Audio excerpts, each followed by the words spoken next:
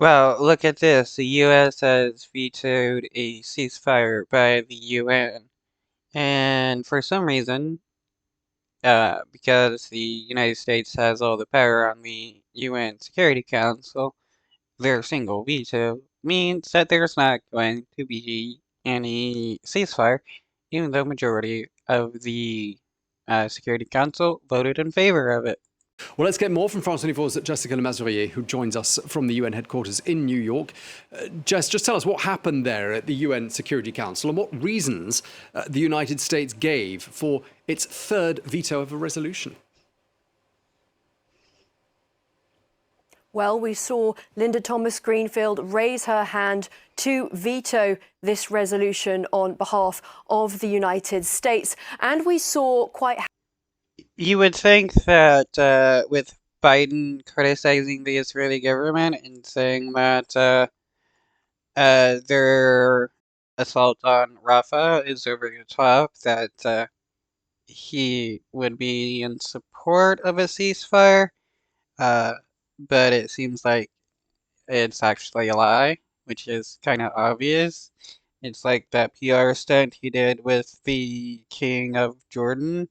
It was nothing but a PR stunt because Biden has been in favor of the Israeli government doing whatever they want. How isolated the US is looking on the world stage, because the only country to, you might say, back up the US was the United Kingdom, which abstained. Otherwise, all other members of the Security Council voted in favour of this resolution put forward by Algeria on behalf of the Arab group, which called for an immediate humanitarian ceasefire in Gaza. The Algerian...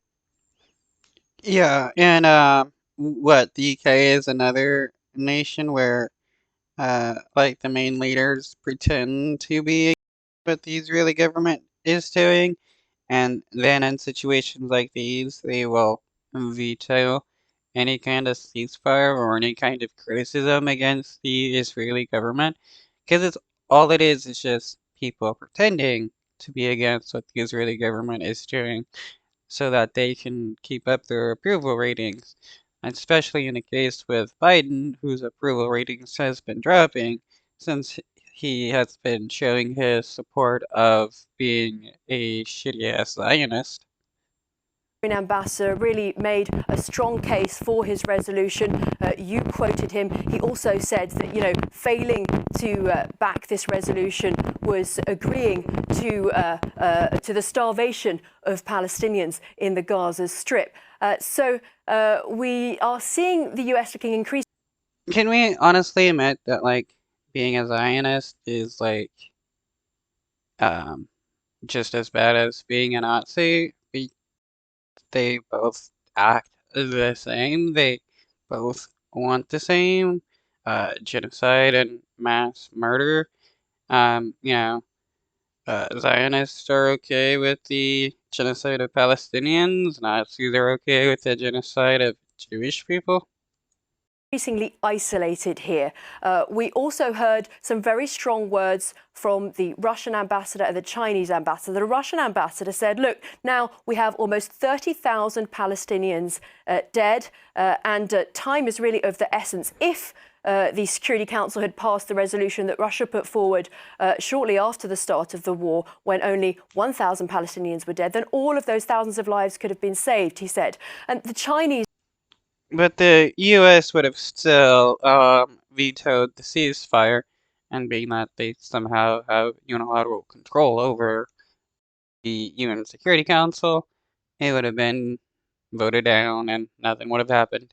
The ambassador also expressed his strong disappointment at the fact that this text did not pass, and he said that really this was giving a green light to the continued slaughter. Now, I must point out that the United States has prepared its own resolution, a rival resolution, and for the first time it includes the word ceasefire.